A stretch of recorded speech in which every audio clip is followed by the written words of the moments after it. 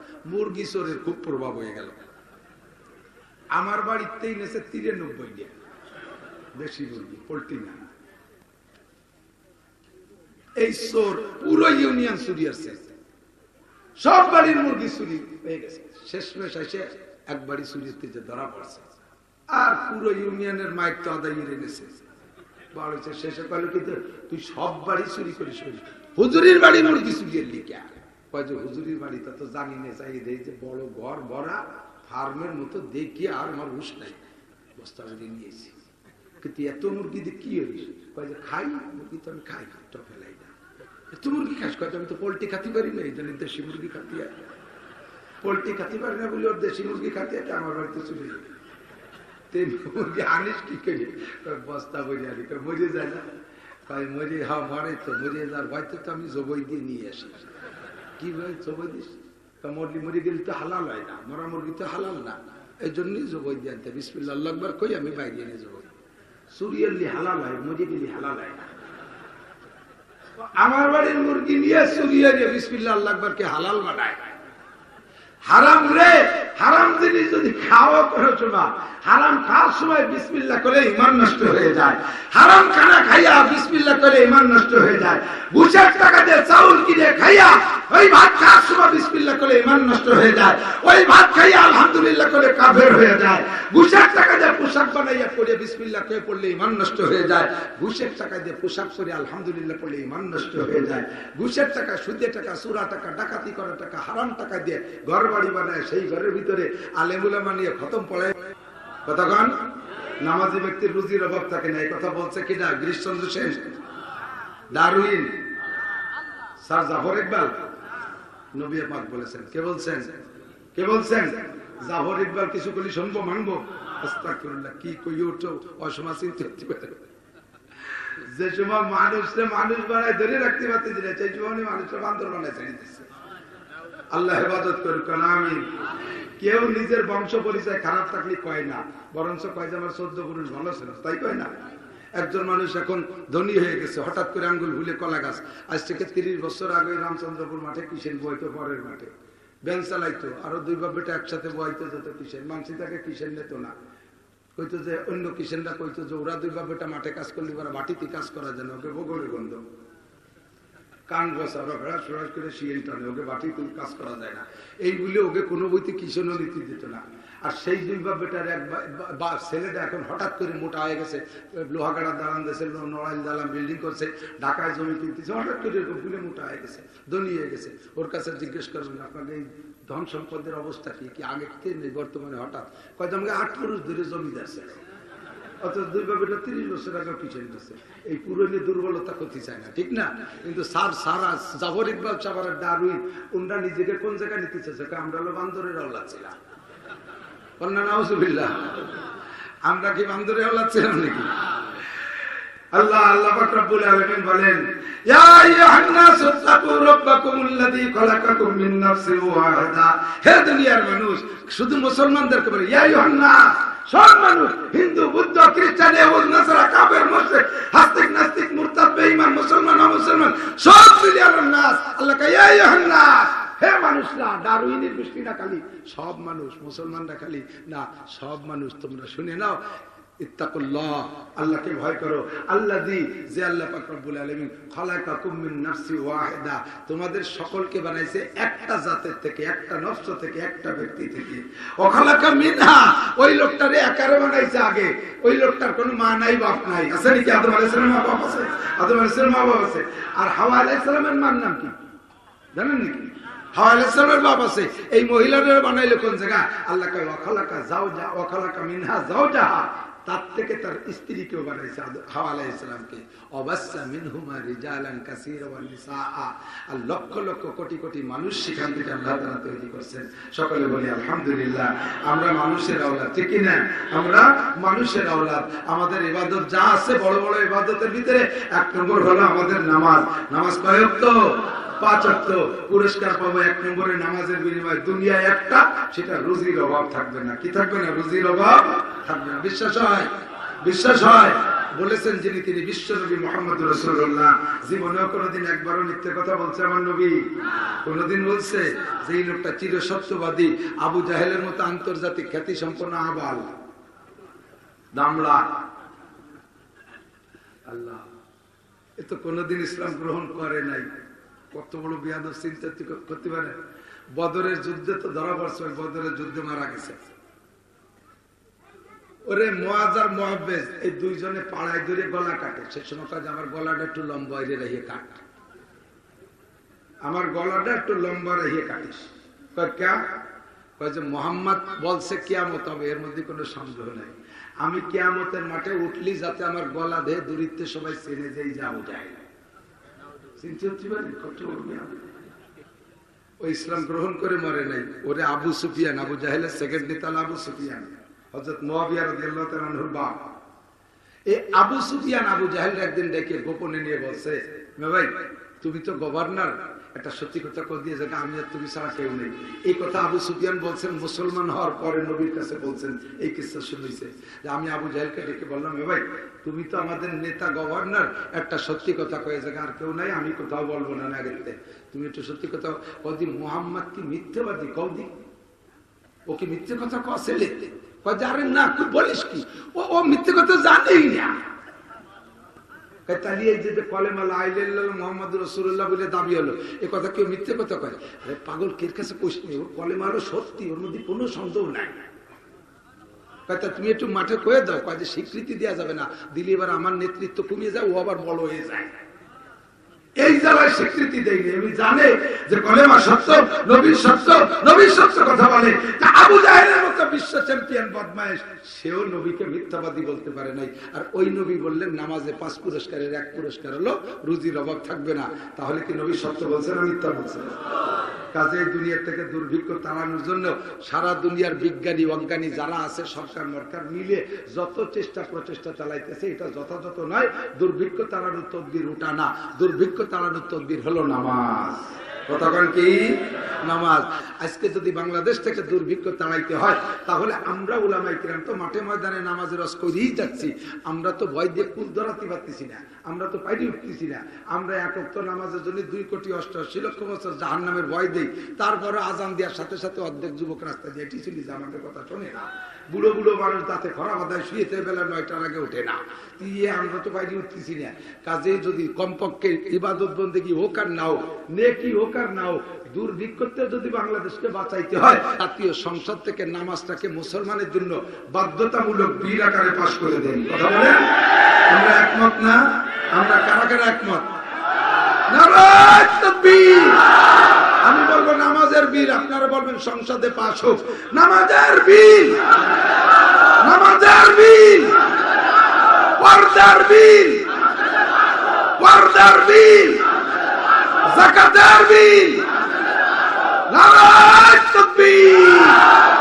জাযাকুমুল্লাহ। পাশ না হইল 16 কোটি মানুষ নামাজ পড়লে যেই নেকি হয়, সেই নেকি আপনারা হাত উঠুন পেয়ে যাবেন। নামাজের সমর্পণ আর কিছু না। আমি কি একটা ভুল দাবি করছি সরকারের কাছে?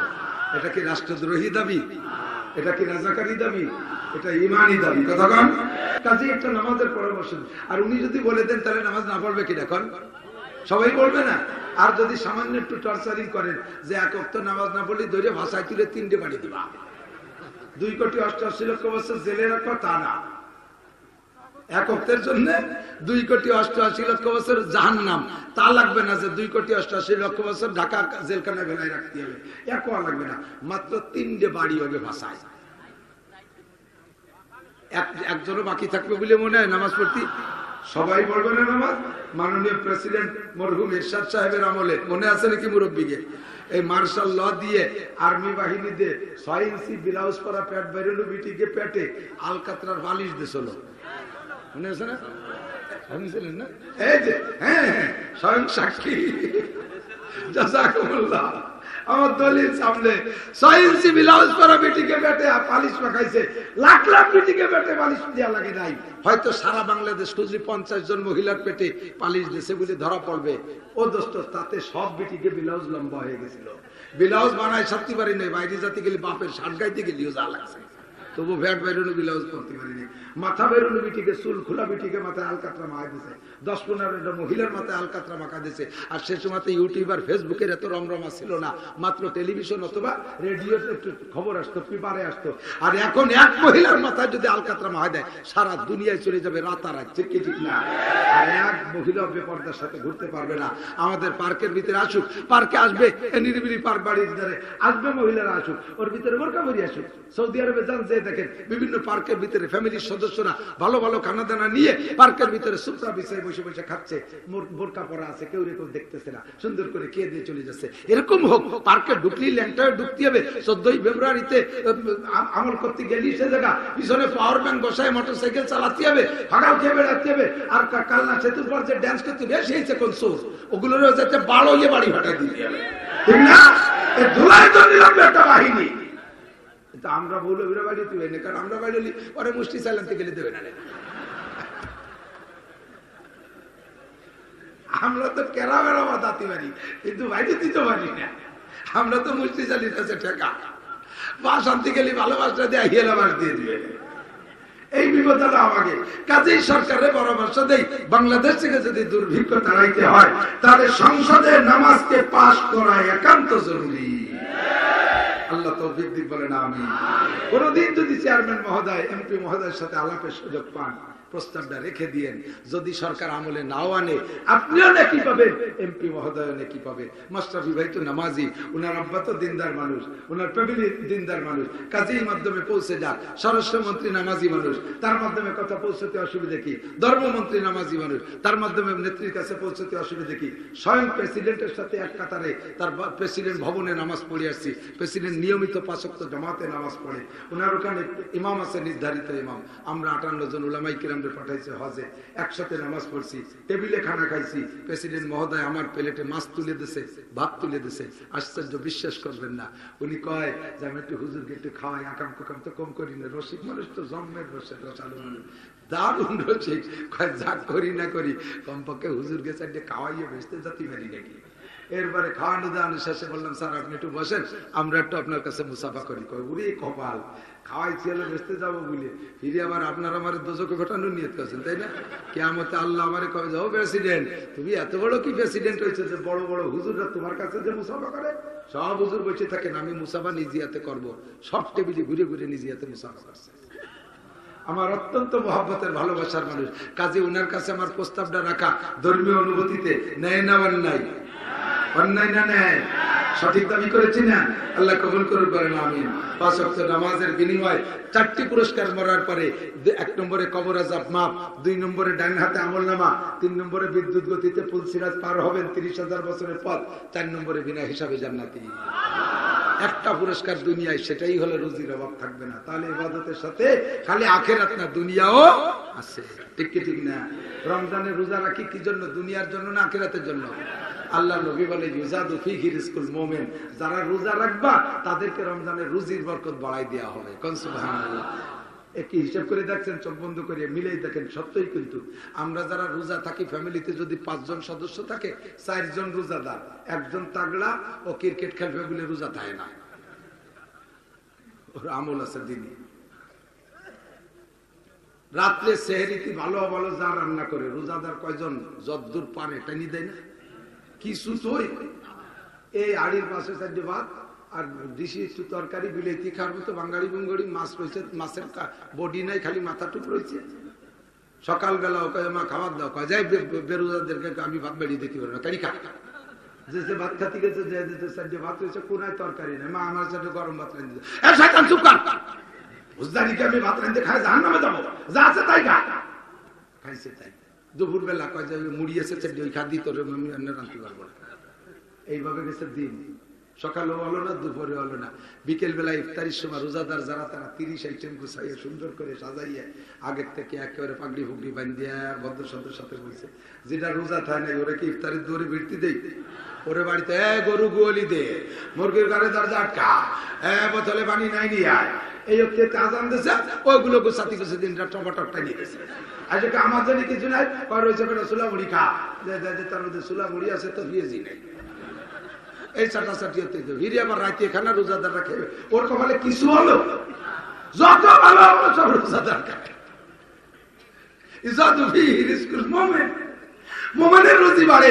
আর এর বিনিময় আখিরাতে কি?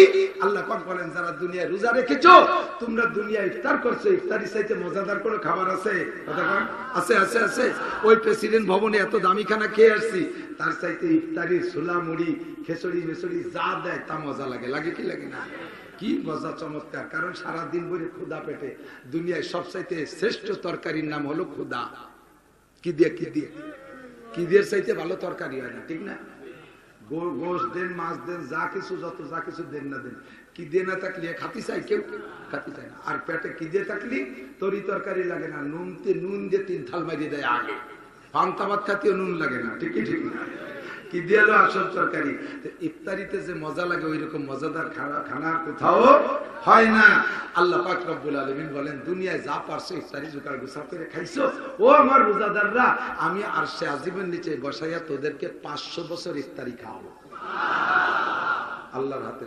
প্রথম লুকমাটা আল্লাহ নিজে হাতে তুলে দেবেন। প্রথম লুকমা জান্নাতি মাছের কলি যাবো না, আর জান্নাতি রুটি দিয়ে এরকম রুটি হবে পাত্র, আর ওর মধ্যে কলিজা দিয়ে এইভাবে গালে উঠে দেবে। আমি বলছি তো উনি কামড়ায় ধরে নাকি চাল্লা? আপনি যে প্রকৃতি দিলেন কামড়ায় ধরাই উচিত ছিল। আল্লাহ তাআলা কিয়ামতে সব রোজাদারের মুখে জান্নাতি রুটি আর কলিজা ভুনা দিয়ে লুকমা বানায় খাওয়াবে। কন্যা সুবহানাল্লাহ। আল্লাহ কয় ফামান কানা ইয়ারজু লিকা রাব্বিহি, আমাদের ফামান কানা ইয়ারজু লিকা রাব্বিহি, ওই দিন আমার সাথে সাক্ষাৎ করে যারা এই লুকমা খাওয়ার আশা করো, ফালইয়ামাল আমালান সালিহা, তারা দুনিয়ায় থাকতে একটু নেক কাজ করো। নেক কাজের ভিতরে এই ইফতারি খার নেক কাজটা নাম্বার 1, এটা হলো রমজানের রোজা। প্রতিদান পাবো আমরা আখিরাতে, আল্লাহর হাতের ইফতারি খাবো। এই আশাই তো রোজা রাখি, এই আশাই রোজা রাখি। হাদিসে কুদসি আল্লাহ নিজে বলেন ওয়াসাউমুলি ওয়া আনা আজজি বিহি, রোজা রেখেছো আমার জন্য। এদিকে একটু বোঝেন, ঠান্ডা মাথায় একটু বোঝেন। আল্লাহ কয় রোজা রাখছো আমার জন্য, তার মানে অন্য ইবাদতকে অন্যকের জন্য করছে। হ্যাঁ, অন্য ইবাদতের মধ্যে অন্যকের জন্য শরীক থাকা সম্ভব।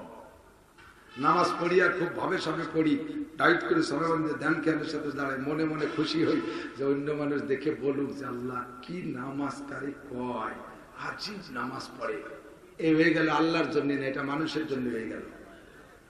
কতক্ষণ পাগড়ি পড়ছে সুন্দর করে, একেবারে খমিনি পাগড়ি বানছে। ইদানিং কালে যে একদল গান গজল গায় না, ইসলামী গজল, ওকে পাগড়ি হলো খমিনি পাগড়ি। এই খমিনি পাগড়ি ডাটের সাথে বানছে যাতে মানুষই কয় যে চমৎকার পাগড়ি বানছে। এই যে চমৎকার কবে বলে প্রশংসার লোভ করে, এইটা হয়ে গেল আল্লাহর জন্য না, এটা হয়ে গেছে মানুষের জন্য। 2-5টা গরু জবাই দিয়ে সুন্দর করে দেশের মানুষের জিয়াফত খাওয়াই দিয়েছে। এটা কি জন্য? কয় যে আছে, পয়সা আছে, মানুষের দেখুক যে আমাকে ছেলে খাওয়ায়। এটা তুমি আখিরাতের জন্য হয়নি, এটা দুনিয়ার জন্য হয়ে গেছে। এটা কিসের জন্য? দুনিয়ার জন্য হয়ে গেছে। তো যে ইবাদতই করি, দান করার সময় এরকম ইউটিউবে দেখাই, নামাজ পড়ার সময় মানুষকে দেখাই, জিকির করার সময় মাইকে জাপড় ছাড়িয়ে জিকির করি, এতে বলুক মানুষের তো ওই লোকটা খুব জিকির করে, প্রশংসা। তবলিগে যাই এসে চার দোকানে গল্প দেয়, আমি চিল্লে দিয়ে আসছি, 3 চিল্লে দিয়ে আসছি, এগুলো সব মানুষের কাছে প্রশংসা পাওয়ার জন্য। চরমোনাই থেকে ঘুরে এসে কয় আমি প্রত্যেক বছর 2 বার চরমোনাই যাই, এটা মানুষের কাছে প্রশংসা পাওয়ার জন্য। কিন্তু রোজাটা রাখছি, কারে দেখাবো কারে কব? ওর কষ্ট তো আমারই পোহানো লাগে, ওর কষ্ট তো আমারই করা লাগে। কথা বল না, ও করলিও আমার কষ্ট, না করলিও আমার কষ্ট। এই জন্য বান্দা রোজা রাখছে একমাত্র আমার জন্য, আনা আজজি বিহি, ওর প্রতিদান আমি নিজ হাতে দেব। নারী বলো পুরুষ বলো সকলকে প্রতিদান আমি দেব। হ্যাঁ, এই রোজার ভিতরে 2 নম্বরই আছে। রোজার মধ্যে নবী পাক বলেন কামিন সাইমিন লাইসা লাহু মিন সিয়ামিল্লা জামা, হাজার হাজার রোজাদার, কামিন সাইমিন মানে অসংখ্য রোজাদার এরকম আছে, লাইসা লাহু মিন সিয়ামিল্লা জামা, তার রোজায় শুধু পিপাসার কষ্ট আর ক্ষুধার কষ্ট ছাড়া 5 পয়সার লাভ নেই। 1 পয়সারও নেকি পাবে না রোজা থেকে, 1 পয়সারও নেকি পাবে না। সাহাবায়ে কেরাম বলে মানহুম ইয়া রাসূলুল্লাহ, হুজুর বললেন, হুজুর সাহাবায়ে কেরাম বলে হুজুর সেই রোজাদার কারা যারা এত কষ্ট করে রোজা থাকার পরেও নেকি পাবে না? হুজুর কয় ইয়াসুমুন ওয়ালা ইউসাল্লুন, রোজা ঠিক রাখে কিন্তু নামাজ পড়ে না। এমন কিছু ভালো ভালো আল্লাহ আল্লাহ মানুষ আছে না, রোজা রাখে, কয় জীবনও রোজা ছাড়ি নেই, অথচ জীবনও নামাজ পড়ে না। ইফতারির সময় গলা সমান হাঁসের মতো গিলিয়ে টান টান শুয়ে পড়ছে। না চড়তে যাবি না, কথা কয় না, রোজা ছিলাম, ওটা তো কথা কই নিষেধ। রোজা আছে তারাবি পড়বি না তারাবি সুন্নত তা বললি খেয়েছে সেহরি খেয়ে ঘুমাই রয়েছে ফজর পড়তে পারে না ইয়াসুমুন ওয়ালা ইউসাল্লুন ইয়াসুমুন ওয়ালা ইয়াস্তাতিরুন ওয়ালা ইয়াস্তাতিরনা রোজা রাখে কিন্তু মহিলারা পর্দা করে না রমজান মাসে রোজা থেকে লোহাগাড়া নড়ালির মার্কেট করতে যায় বিটিরা বিটিকে কেনুর গুতো বিটারাই দোকানে দাঁড়াতে পারবে না কথা কর না কেন ঈদ বাজার করবে সেই রমজানের 1 তারিখে তো শুরু করে ঈদ বাজার কি পরিমাণ যে টাকা মাত্র 600 টাকা নিয়ে পুরো 30 দিন গেছে 25-26 দিন গেছে লোহাগাড়া প্রথম দিনও কেনে না দ্বিতীয় দিনও কেনে না 20 দিনও কেনে না 21 দিনও কেনে না ওই টাকাতে কেনবে বলে খালি যাওয়া আসাটা রানিং রাখছে উনি রোজা রয়েছে লাস্টে যে কাপড় একখান কিনে নিয়েছে আপাতত কাপড় তো খুব সুন্দর হয়েছে খালি খালি সুন্দর হয়েছে এই কিনতে যাই 20 দিন লোহাগাড়া গেছি কত বিটাকে কেনুর গুতো খাইছে আল্লাহর ফজলে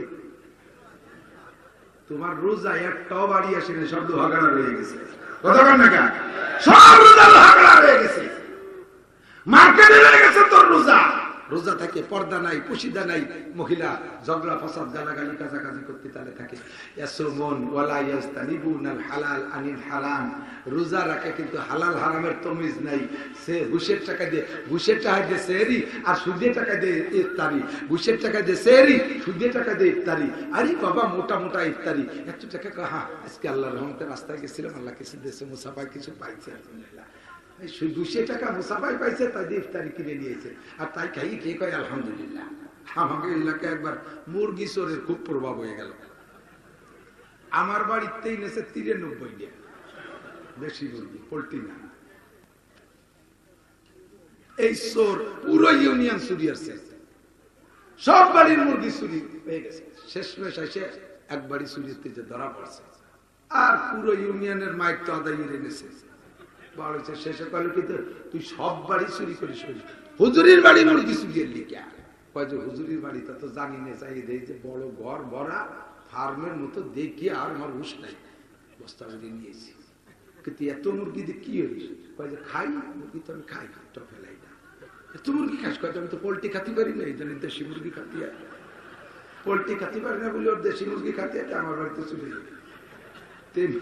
আনিস কি করি বস্তা বই আনি মরে যায় না মরে হ্যাঁ মরে তো মরে যাওয়ার ভয়তে তো আমি জবই দিয়ে নিয়ে আসি কি ভাই জবই দিস মুরগি মরে গেলে তো হালাল হয় না মরা মুরগি তো হালাল না এই জন্যই জবই দিয়ে আনতে বিসমিল্লাহ আল্লাহু আকবার কই আমি বাইরে এনে জবই চুরিয়ালি হালাল হয় মরে গেলে হালাল হয় না আমার বাড়ির মুরগি নিয়ে চুরিয়ালি বিসমিল্লাহ আল্লাহু আকবার কে হালাল বানায় হারাম রে হারাম জিনিস যদি খাওয়া করেছো না হারাম খাওয়ার সময় বিসমিল্লাহ করে ঈমান নষ্ট হয়ে যায় হারাম খানা খাইয়া বিসমিল্লাহ করে ঈমান নষ্ট হয়ে যায় ঘুষের টাকা দিয়ে চাউল কিনে খাইয়া ওই ভাত খাওয়ার সময় বিসমিল্লাহ করে ঈমান নষ্ট হয়ে যায় ওই ভাত খাইয়া আলহামদুলিল্লাহ করে কাফের হয়ে যায় ঘুষের টাকা দিয়ে পোশাক বানাইয়া পরে বিসমিল্লাহ করে পড়লে ঈমান নষ্ট হয়ে যায় ঘুষের টাকা দিয়ে পোশাক পরে আলহামদুলিল্লাহ পড়লে ঈমান নষ্ট হয়ে যায় ঘুষের টাকা সুদের টাকা চোরা টাকা ডাকাতি করা টাকা হারাম টাকা দিয়ে ঘর বাড়ি বানায় সেই ঘরের ভিতরে আলেমুলামা নিয়ে খতম পড়ায় মিলাদ দিয়ে ঘরে ঢুকলে ঈমান নষ্ট হয়ে যায় কারণ হারাম জাতি বিসমিল্লাহ কইয়া হালাল ভাবে ব্যবহার করতে চাচ্ছে লা সাদকাতা বিল গুলুলিন হারাম মাল দান করলে নেকি হবে না বরং নেকির আশা করলে ঈমান নষ্ট হয়ে যায় কথা বলেন ঠিক ঠিক না ও দোস্ত কথা বলতে এসে গেলে তাই বললাম রমজানের রোজা রাখলে প্রতিদান পাবো আখিরাতে আল্লাহর হাতের ইফতারি তবে আল্লাহ তাআলা দুনিয়া রুজির বরকত বাড়ায় দেয় 3 নম্বরে হজ হজ করি আখিরাতে হজের প্রতিদান হাদিসে আসছে হজ্জে মাবরুর কবুল হজের প্রতিদান একমাত্র জান্নাত ছাড়া আর কিছু না আল্লাহ নবী বলেন কবুল হজের প্রতিদান জান্নাত ছাড়া কিছু না তাহলে জান্নাতের আশায় হজটা করি কিন্তু নবী পাক বলেন যেই ব্যক্তি হজ অথবা উমরা আমার দিক হজ অথবা উমরা অথবা হজ ও উমরা যেই ব্যক্তি করবে ওই লোকটা হজের থেকে উমরার থেকে আসার পরে মরণকাল পর্যন্ত তার অভাব হবে না দুনিয়া আল্লাহ তাআলা তার সচ্ছলতা বানায় দিল আমি 2013 সালে হজে গেছি বাড়ি ছেড়ে 20,000 টাকা রেখে গেছি 46 দিনের প্যাকেজ ছেলে মেয়ে কম ছিল 2-3 ছেলে মেয়ে তাই নিয়ে এই 20,000 টাকা বাড়ি রেখে গেছি আর যা ইনকাম ছিল সব দিয়ে 2,20,000 টাকা দিতে ট্রাভেলসে 40,000 টাকা অতিরিক্ত নিয়ে গেছি কিছু খেজুর মেজুর যাই নামাজ তসবিহ তাহমিদ কিনবো বলে হয়ে গেছে একবারে সমান সমান টাপে টপে বাড়ি আসছি আমার কাছে মনে হয় 200 না 300 টাকা ছিল বাংলাদেশি টাকা আর কোনো টাকা বাড়িও নাই বাড়িও ঘুরে ফেলেছে খাইয়ে দেয় আল্লাহ এর আগের আর কোনো টাকা আমার ব্যাংক ট্যাঙ্ক কোথাও নেই। আল্লাহর রহমত, এই 13 সালের পরের থেকে এই 10 বছর আল্লাহ পাক রব্বুল আলামিন রুজির বরকত এত দেশে যে প্রত্যেক বছর 10 লাখ, 15 লাখ, 20 লাখ টাকা আমি মাদ্রাসায় দান করতে পারতেছি। এরপরে আরো 4 বার গেছি হজ উমরা দিয়ে, ছেলেদেরকে নিয়ে গেছি। রোজার পরে শবে বরাতের পরে ছেলে আরেকটারে পাঠাবো, রমজানের পরে আর এক ছেলের নিয়ে উমরায় যাবো। আল্লাহ তাআলা সব দেশে, আমি তার বাস্তব প্রমাণ। হজ আর উমরা করলে আল্লাহ রুজির বরকত বাড়ায় দেয়। দুঃখের বিষয় হলো কপাল পোড়া মুসলমান 5 বিঘে 7 বিঘে 10 বিঘে জমি খালি টাকা দিয়ে জমি কেনে আর জমি কেনে। একটা বার কি মক্কা মদিনা দেখতে মনে চাই না? এই কাবা ঘরের ছবি দেখেন, টেলিভিশনে দেখেন, ক্যালেন্ডারে দেখেন, তাই দেখে একটু মহাব্বত। ওই কালো ঘরটারে সামনে নিয়ে দাঁড়ায় নামাজ পড়লে যে একটা অবস্থার সৃষ্টি হয়, আপনি হজ আর উমরা করে আসার পরে বাকি জীবনে যতদিন বেঁচে থাকেন, বাংলাদেশে হোক আর বিশ্বের যেখানে দাঁড়ায় নামাজ পড়েন, আল্লাহু আকবার বলে সানা বান্দার সামনে সঙ্গে সঙ্গে ওই কালো ঘরটা আপনার চোখের সামনে ভেসে উঠবে।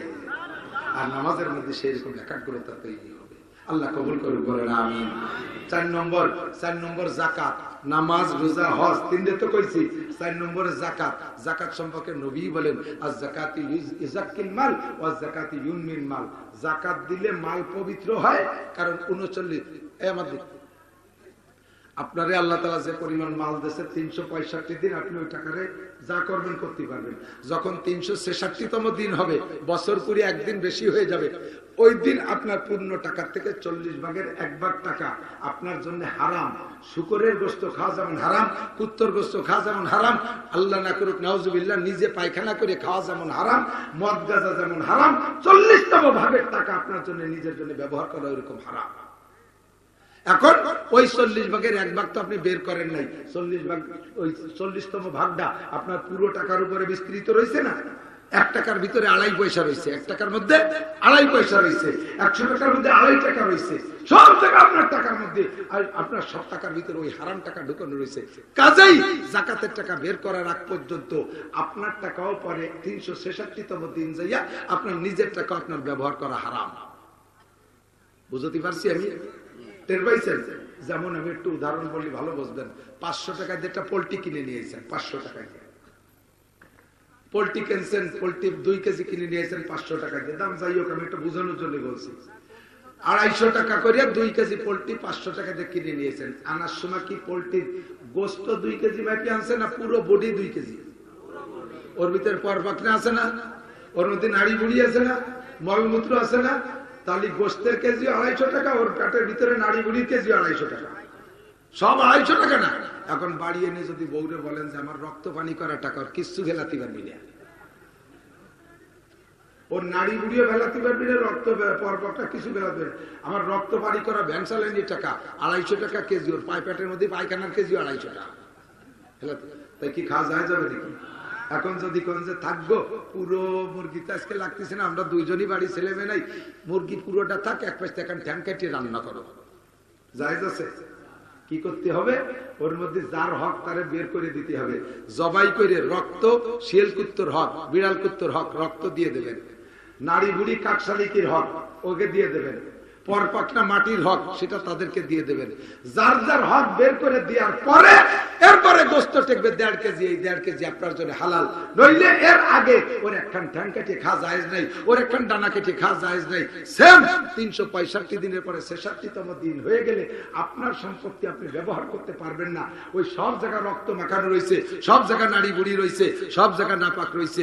এই 40তম ভাগটা বের করে যাদের হক তাদের দিয়ে তারপরে ব্যবহার করবেন। এই হলো জাকাতে মালকে পাক করে আর জাকাতে মাল বাড়ায়। আল্লাহ পাক বলেন মান জাবিল হাসানা ফালাহু আশরু আমসালিহা, যে আল্লাহকে 1 দেয় আল্লাহ তাকে 10 দেয়। যেরকম সুবহানাল্লাহ, যে আল্লাহকে 1 দেয়, জাকাত যারা দেন না তারা একটু ট্রাই করে দেখেন, একটা বার পরীক্ষা করে দেখেন, একটা বার পরীক্ষা করে দেখেন, জাকাত দেওয়ার অভ্যাস করেন, কুরবানি করার অভ্যাস করেন। এবার ছাগল দেন, আগামীবার গরুর 2 ভাগ দেওয়ার তৌফিক হবে। আগামীবার 2 ভাগ দেন কুরবানি গরুর, পরের বছর 5 ভাগ দেওয়ার তৌফিক হবে। এর পরের বছর যে দেখবেন আস্ত গরু একটা দেওয়ার তৌফিক হয়ে গেছে। কুরবানিতে দিতে থাকলে আল্লাহ তাআলা বরকত বাড়ায় দেয়, জাকাত দিলে আল্লাহ তাআলা বাড়ায়। তো যা বলতে চাইছে সেটা হলো প্রত্যেকটা ইবাদতের প্রতিদান যেমন আল্লাহ আখিরাতে রেখেছে, প্রত্যেকটা ইবাদতের প্রতিদান দুনিয়ায় রাখছে। কতক্ষণ দাড়ি রাখছি কি দুনিয়ার জন্য না আখিরাতের জন্য? এর প্রতিদান দুনিয়ায়ও আছে। দাড়ি রাখলে আর না রাখলে পার্থক্য আছে না? নাই। বাপের বয়স 55 বছর, ছেলের বয়স 25 বছর, দুই বাপ বেটা গেছে, বাপের মুখে দাঁড়িয়ে নাই, ছেলে মাদ্রাসায় পড়ে এরকম দাঁড়িয়ে রয়ে গেছে 25 বছরের ছেলে। এই বাপ বেটা দোকানে গেছে, বাপরে দোকানদার কয় এই ছেলেরা সরে দাঁড়াও, আর ছেলের কয় কাকা আপনি চেয়ারে বসেন। বাপরে কয় ছোটরা সরে দাঁড়াও, ছেলেরা কয় চাচা আপনি চেয়ারে বসেন। তাহলে এই দাড়ির মর্যাদা দুনিয়া আছে না নাই? প্রত্যেকটা ইবাদতের মর্যাদা, প্রত্যেকটা ইবাদত। নবজাতক দুধের বাচ্চাকে যদি গোশত রুটি দেওয়া হয় সে বাঁচতে পারবে না, সে খায় দুধ। আল্লাহ তাআলা তার মায়ের দুটো স্তনকে সুন্দর দুধে ফিডার বানায় দিয়েছে, সাথে সাথে তার ফিডারের সামনে সুন্দর দুধে বোটা দিয়ে দিয়েছে। দুধ বের করার জন্য দুইটা ছিদ্র দেয় নাই, দুইটা ছিদ্র দিয়ে বের করে নেয় আল্লাহ তাআলা। মায়ের দুই স্তনের মুখে 32টা ছিদ্র দিয়েছে, 32টা ছিদ্রের মুখে 32টা মেশিন আছে, 32টা মেশিনের মুখে 32 প্রকারের মেডিসিন আছে। মেডিকেল সায়েন্সের বিজ্ঞানীরা আবিষ্কার করেছে এই 32টা ছিদ্র দিয়ে দুধ বের হয়। যখন বের হয় ওই মেডিসিন মাখায় দুধ বের হয়। কেন 32 ছিদ্র দিয়ে বের হয়? বাচ্চার মুখে এককালে 32টা দাঁত হবে, 32টা দাঁতের 32 রকম শক্তি। এই 32টা ছিদ্রের মুখে 32 রকমের ঔষধ দেওয়া আছে। যেই দাঁতের জন্য যেই মেডিসিন দরকার ওই মেডিসিন দিয়ে বাচ্চার মুখের ভিতরে দুধ আসে। আমার আল্লাহ পাক এই জন্য 32টা ছিদ্র দিয়ে দুধ বের করে। সুবহানাল্লাহ।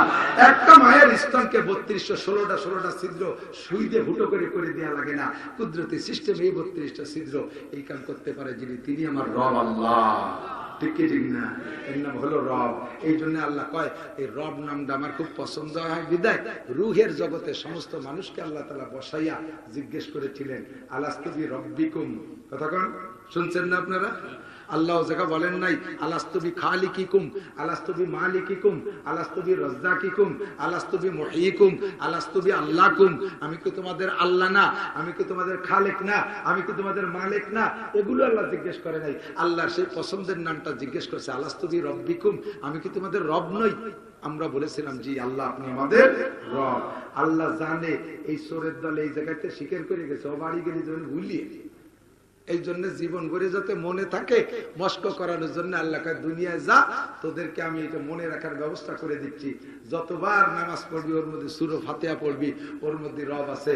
আলহামদুলিল্লাহি বলেন না কেন? আলহামদুলিল্লাহি রাব্বিল আলামিন। রব আছে না নাই? আল্লাহ কাছে জীবন ভরে পড়তে থাক যাতে ওই জায়গায় রব বলি আসে ভুলিয়ে না যাইস। এই রব মস্ক করাইয়া এরপরে কবরে যাওয়ার পরে প্রথম প্রশ্ন কি হবে? মার রব্বুকা, মার রব্বুকা। দেখেন ও জায়গায় তো জিজ্ঞেস করছে রবকে, দুনিয়া এসে মস্ক করাইছে রবকে। আবার কবরে যাওয়ার পরে প্রথম জিজ্ঞাসা হবে মার রব্বুকা, তোমার রবকে। বোঝা যায় নামটা আল্লাহর বড় পছন্দের। এবার আল্লাহকে এই কথাটা মনে রাখিস, ভুলে যাস না। সুম্মাস্তাকামু ইন্নাল্লাযীনা ক্বালু রাব্বুনাল্লাহ, যারা বলবে আমাদের রব আল্লাহ, সুম্মাস্তাকামু এরপরে কথার উপরে অটল থাকে, হেলে যায় না, অন্য কেউ রব বলে স্বীকার করে না, কোন নেতার কাছে চায় না, কোন নেত্রীর কাছে চায় না, রাজা বাদশার কাছে চায় না, হেলে যায় না, মুনাজাত করে আল্লাহর কাছে। এইভাবে রবকে রব বলে স্বীকার করে মরণ ঘাট পর্যন্ত জাতি পারিস নাকি? দেখ যখন তোর মৃত্যু হবে এই অবস্থায়, তখন আমি তোর জান কবজা করে বাড়ি আনার জন্য, ইল্লিনে আনার জন্য আমি জান্নাত থেকে 500 ফেরেশতা পাঠাই দেবো তোকে অভ্যর্থনা জানানোর জন্য, তোর ইস্তেকবাল জানানোর জন্য, তোকে রিসিভ করার জন্য 500 জান্নাতি ফেরেশতা। এই ফেরেশতারা পাশে এসে বলবে আল্লাহ তাখাফু, কোনো ভয় নাই, ওয়ালা তাহজানু, কোনো টেনশন নাই, ওয়াবশিরু বিল জান্নাতিল্লাতী কুনতুম তুআদুন। এই যে দেখেন জান্নাত, ওই একটা প্লেকার্ড আনবে হাতে করে এনে বলবে এই দেখেন জান্নাত আল্লাতী কুনতুম তুআদুন, যেই জান্নাতের ওয়াদা আল্লাহ বলে করেছেন সেই জান্নাত আপনার জন্য এইটা। এইটার নাম উপরে দেখেন কি লেখা দেখেন তো, কয় যে ফেরদাউস। হ্যাঁ ফেরদাউসে নুজুলা, আপনার অবস্থান হবে জান্নাতুল ফেরদাউসে। ও জায়গা আল্লাহ তাআলার হাতে মেহমানদারি পাবেন। সুবহানাল্লাহ। তাতানাজ্জালু আলাইহিমুল মালায়েকা আল্লা তাখাফু ওয়া লা তাহজানু ওয়া আবশিরু বিল জান্নাতিল্লাতী কুনতুম তুআদুন। এরপর ওই ফেরেশতারা কি বলবে জানেন? বলবে কি নাহনু আউলিয়াকুম ফিল হায়াতিদ দুনিয়া ওয়া ফিল আখিরাহ, আমরা এখনো যেমন আপনার সাথে আছি না, মরার পরে আপনার সাথে থাকবো। আপনার একাকির কোনো চিন্তা করা লাগবে না, কবরে আমরা সব আপনার পাশে বসে থাকবো। নাহনু আউলিয়াকুম ফিল হায়াতিদ দুনিয়া ওয়া ফিল আখিরাহ ওয়া লাকুম ফিহা মা তাশতাহি আনফুসুকুম, জান্নাতে যাওয়ার পরে মনে যা ভাববেন তাও পাবেন, ওয়া লাকুম ফিহা মা তাদউন, আর মুখে যা বলবেন তাও পাবেন। অবশেষে একটা কাজ হবে, সেইটি হলো নুজুলাম মিন গফুরির রহিম। আল্লাহ পাক রব্বুল আলামিন নিজ হাতে আপনারে গালে উঠে 500 বছর খানা খাওয়াবে। রাজি আছেন? আল্লাহ কবুল করে বলেন আমিন। খাবেন তো আল্লাহর হাতের মেহমানদারি? আল্লাহ পাক এবার বলেন ওয়াম্মা মান খাফা মাকামা রাব্বিহি, যারা কিয়ামতে আমার সামনে দাঁড়াইতে ভয় পায় যে আল্লাহর সামনে দাঁড়াতে হবেই হবে, দাঁড়াতে হবে মানে 4টি প্রশ্নের জবাব দিতে হবে, হবে না? 1 নম্বরে গোটা জিন্দেগীর হিসাব, কোথায় কতটুক সময় লাগাইছো। 2 নম্বরে স্বাভাবিক যুবক যৌবনকালটাকে কোন কোন পার্কে লাগাইছো, জেনারেল পড়তে কতটুক, দিন শিখতে কতটুক, এইটুকু একটু বলে যাও। গান বাজনার ভিতরে কতটুক লাগাইছো, মদ গাঁজা বা ফেন্সিডিলের মধ্যে কতটুক লাগাইছো, কোরআন শেখার জন্য কতটুক লাগাইছো, গুলো সবাই আগে গোটা জীবনের হিসাব, এরপরে যৌবনকালের হিসাব। 3 নম্বরে আন মালিহি, মাল সম্পর্কে জিজ্ঞাসা, কোথা থেকে কামাই করেছো, অফিমা আনফাকা, কোথায় খরচ করেছো বলে যাও। 4 নম্বর প্রশ্ন আমাজা আমিলা বিমা আলিমা, এতক্ষণ পর্যন্ত উলামায়ে কেরাম যা বলেছে এই কথাগুলো জানছো, শিখছো, এরপর আমল করছো কতটুকু একটু বলে যাও। এই 4টে প্রশ্নের জবাব না দিয়ে 1 কদম সামনে বাড়া যাবে না। এই কথারে যারা ভয় পান আল্লাহ পাক বলেন ফাইনাল জান্নাতা হিয়াল মাওয়া, ওই লোকটার জান্নাতি হবে ঠিকানা। তার ঠিকানা হবে কোথায়? জান্নাতে। ঠিকানা হবে কোথায়? জান্নাতে। আল্লাহ পাক আমাদের সকলকে তৌফিক দান করে। বলেন মাদ্রাসা করতে হলে কমিটির স্থানীয় মুরব্বীরা কখনো এসে ছাত্রদের সামনে শিক্ষককে ধমক দেবেন না, ছাত্রদের সামনে শিক্ষককে ধমক দেবেন। এই বড় হুজুর কটা আঙ্গুল না চাই, ছাত্ররা কয় এই নাকি আমাকে বড় হুজুর, তা হুজুর তুমি তোমার এই বুড়ো শয়তান কটা নিয়ে তাও আমরা যাই। আদব লেহাজ কিচ্ছু নেই, কিভাবে বেয়াদবি করে আমাকে হুজুরের সাথে। ছাত্রদের ভিতরে আইসা মুরব্বীরা কয় ও হুজুর কিরম নাচ পড়লি, ও হুজুর কিরম পড়লি, ও হুজুর কিরম খালি, এই ভাগ ভাগ করতে তালে তাই। ওরা কয় যে আমরা কি হুজুর হইছি নাকি, আমরা তো হুজুর হতেই আছি। আর আসার সাথে সাথে খেসর মেসর, তুই থাক তোর বুড়ো কটা নিয়ে থাক, আমরা আসি, আসসালামু আলাইকুম। পায়ে বাদা লাঙ্গরিস মুলকে খোদা তাঙ্গরিস, ফকির ইটান খোড়া না, আল্লাহর দুনিয়া খোড়া না। আমরা অন্য মাদ্রাসায় পড়বানি, কোনোদিনও মাদ্রাসা করবে না। কতক্ষণ? আর স্থানীয় যুবকরা এসে ছোট তালবে আলিমদেরকে খেপায়, রাজাকার, তালেবান, মৌলবাদ, জঙ্গি, ইবাদতের হুজুর। বারবার কইতে কইতে একটা জব দিল, মারি দিল 2 থাপ্পড়। কয় যে হুজুর আসি, আসসালামু আলাইকুম, থাকা যাবে না। এদিক তাকান, ওই যে ভাটিপাড়ার মোড় দেখছেন না, ভাটিপাড়া গোল চত্বর, ভাটিপাড়ার মোড়, ওই জায়গা আছে হাসানের চাঁদ দোকান। আমরা এই বক্তারা মাঝে মাঝে ঘুরে গেছে, যার পথে ওই একটু বসে রাত্রে দিনে। ওর দোকানের সামনে একটা আম গাছ আছে, বুড়ি চড়ুই পাখি আমার মনে হয় 1 লাখের বেশি হবে। ওই চড়ুই পাখি আগের দিন কাপে চা নিয়ে বসে পট করে রাত্রি পায়খানা করে দিয়েছে কাপের মধ্যে। শেষ ওই আম গাছ নিচে দিয়ে পলিথিন টানায় দিয়েছে, প্রচুর চড়া। হঠাৎ করে একদিন দেখি চড়া নাই, কেন হাসান চড়া গেল? কয় যে হুজুর বিলে কি আক্রমণ করে একটা চড়া মারি ফেলেছে, সব চড়া নিচে গেছে। দোস্ত একটা তালবের গায়ে হাত দেবেন, সব চড়া পাখি উড়িয়ে চলে যাবে। একটা তালবের শক্ত করবেন, সব চড়া পাখি উড়িয়ে চলে। জীবনে কোনদিন মাদ্রাসা বড় করতে পারবেন না। যাই করেন বিচার করলেও উস্তাদের কাছে, ছাত্রদের অন্যায় উস্তাদের কাছে বিচার দেবেন, আপনারা পাবলিকরা বিচার হাতে নেবেন না। উস্তাদ কোনো অন্যায় করলে চেয়ারম্যান সাহেবকে ডেকে স্থানীয় গণ্যমান্যরা বসে ঘরোয়াভাবে সমাধান করবেন। ছাত্রদের সামনে উস্তাদদের অপমান করবেন না, তাহলে কিন্তু মাদ্রাসা হবে না। কথা কি বুঝে আসছে? আমি আপনাদের মাদ্রাসার দেখভাল করি, ওরা আমার ছোট, আমি তাদের মুরব্বী। ওই মুফতি মেরাজ লক্ষ্মীবাসা মাদ্রাসার ভাইস প্রিন্সিপাল, আমি কিন্তু প্রিন্সিপাল। সে আমার ছাত্র, আল্লাহর রহমতে কত সুন্দর সাজায় ফেলেছে, কত বড় মসজিদ, ফিরে আবার বিল্ডিং এর 2 তলা 3 তলা হবে। আল্লাহ কবুল করুক, সবাই বলেন আমিন। আমাদের জান মাল মুষ্টি চাউল বাঁশ যখন যা চাইতে যায় ফিরে দেবেন নাকি? সবাই দেবেন না ইনশাআল্লাহ? আল্লাহ কবুল করুক, সবাই বলে আমিন। আমরা উচ্চারণ করি। আমি আর পারতেছি না, বুক ব্যথা করতেছে, খুব কষ্ট হয়ে গেছে, আজকে বেশি ক্লান্ত হয়ে গেছি। এতটুকু সারা গা ভিজে গেছে, সারা গা ভিজে গেছে। আল্লাহুম্মা সাল্লি আলা মুহাম্মদ, আল্লাহুম্মা সাল্লি আলা মুহাম্মদ। না না আর দোয়া করে দেবো, কেন দোয়া করেছেন? اللهم صل على محمد، اللهم صل على محمد. الحمد لله رب العالمين، والصلاة والسلام على سيد الأنبياء والمرسلين. ربنا ظلمنا أنفسنا وإن لم تغفر لنا وترحمنا لنكونن من الخاسرين. ربنا هب لنا من أزواجنا وذرياتنا قرة أعين واجعلنا للمتقين إماما. رب العالمين গভীর রাত পর্যন্ত কোরআন হাদিসের আলোচনার শেষে তোমার দিনদার ইমানদার পরহেজগার বান্দা বান্দীদেরকে নিয়ে ইউনিয়নের চেয়ারম্যান সাহেব, জেনারেল মানুষ বসে রয়েছে, অপেক্ষা করতেছে একটু দোয়ার আশা। আলেম উলামা, তালবে আলিম, পর্দার আড়ালের মা বোনরা সকলকে নিয়ে তোমার শাহী দরবারে ভিক্ষার দোকানে হাত তুলেছি। তুমি আমাদেরকে খালি হাতে ফিরে দিও না, আমাদেরকে মাফ করে দাও। আয় আল্লাহ, আমরা তো আসি নাই, তুমি ডেকে নিয়ে আসছো। তুমি ডেকে নিয়ে এসে আমাদের খালিয়াতে ফিরে দিবা অপমান করে, আমরা এই বিশ্বাস করি না। তুমি আমাদেরকে অবশ্যই ক্ষমা করে দিবা। মেহেরবান আল্লাহ, আমাদের এক্ষুনি তুমি ক্ষমা করে দাও। আমরা যেভাবেই বলি না কেন আমাদের বলার ভুল হতে পারে, তোমার রহমতের ভুল হয় না। রব্বুল আলামিন, তুমি আমাদেরকে মাফ করে দাও। আয় আল্লাহ, আমাদের আব্বা মা, দাদা দাদি, নানা নানি, শ্বশুর শাশুড়ি, আত্মীয় স্বজন, পাড়া প্রতিবেশী, বন্ধু বান্ধব যারা কবরে শুয়ে আছে সবাইকে মাফ করে দাও। সকলের কবর আযাব বন্ধ করে দাও। সকলের কবরে জান্নাতের দরজা খুলে দাও। আমরা যারা বেঁচে আছি আমাদের জান মাল ইজ্জত আবরু হেফাজত করো। রব্বুল আলামিন, ইজ্জত